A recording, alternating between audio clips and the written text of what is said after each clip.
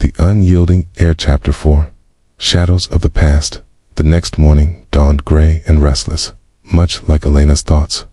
Rain from the night before lingered in heavy clouds, turning the grounds of Blackwood Manor into a watercolor of muted greens and silvers. She had barely slept. Every time she closed her eyes, she felt Alexander's presence on the terrace, the heat of his nearness, the low timbre of his voice, promising a discovery neither of them could yet name. She pushed the memory aside.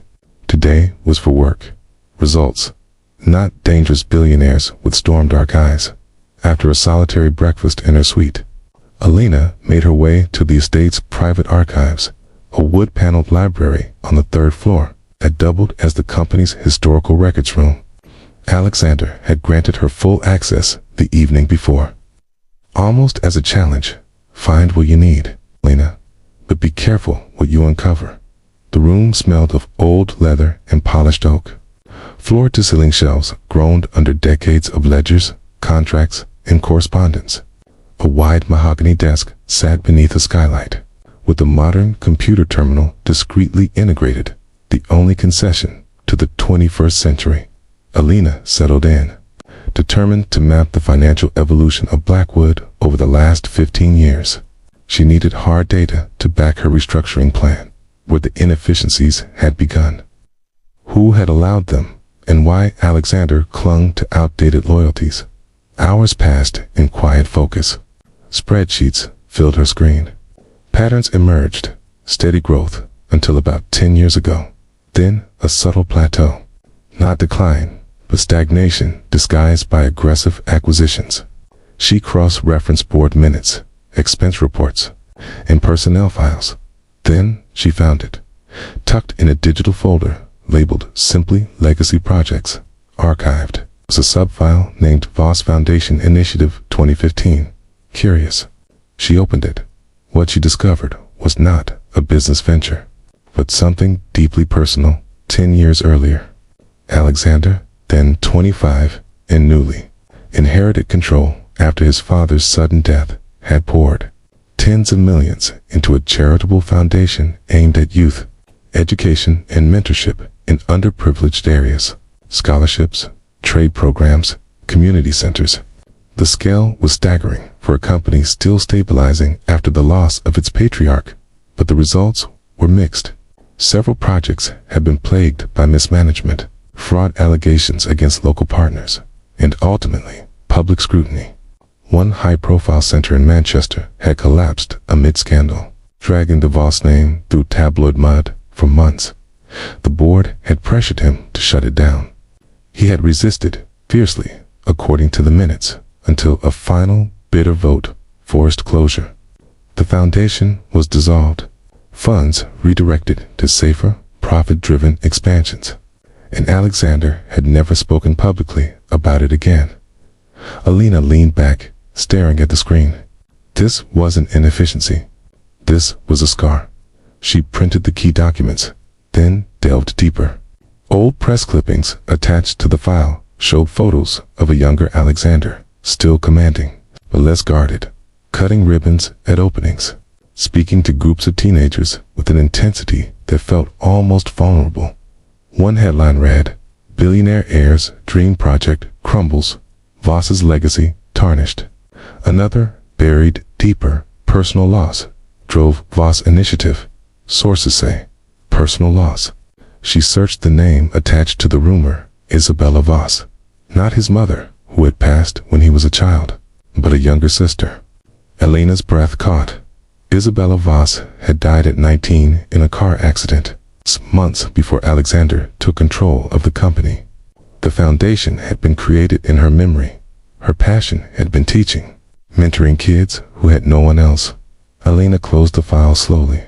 Suddenly, the loyalty to long-term staff made sense. The resistance to cutting redundant positions. The iron control over every decision.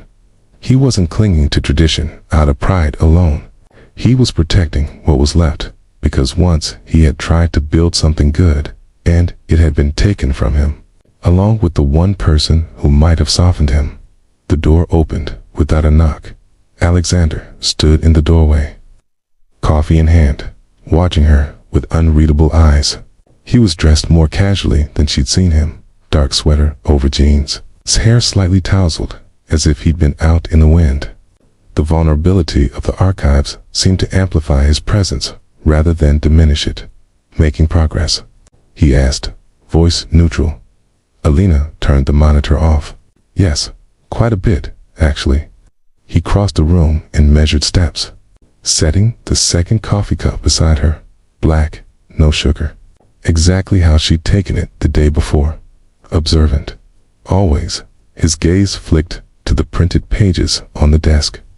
Recognition flashed. Then something colder. "You found the foundation files, okay?" It wasn't a question.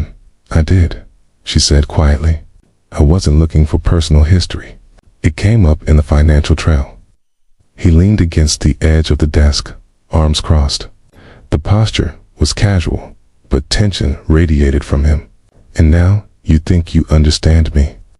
"No," she said, "but I understand more than I did yesterday." Silence stretched. Outside, wind rattled the skylight. Finally, he spoke, voice low. "That chapter is closed.